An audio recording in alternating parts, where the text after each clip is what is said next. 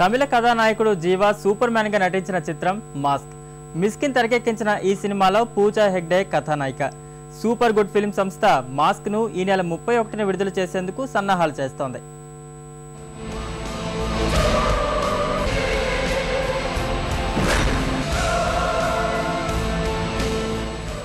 ఈ నెల 31వ తారీఖు తమిళ్ తెలుగుతో పాటు ప్రపంచమంతా రిలీజ్కి సిద్ధం అవుతున్నాము.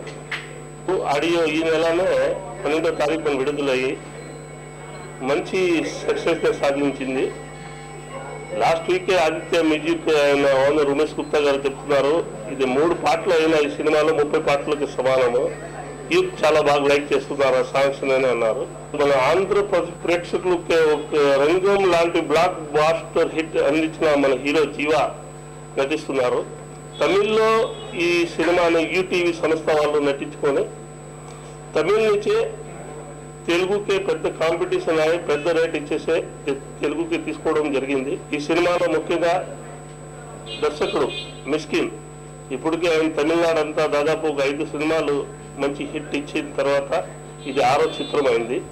ఈ సినిమాలో హైలైట్ అయినది అది ఒక ఫ్యామిలీ ఎంటర్టైన్మెంట్ యాక్షన్ సినిమా.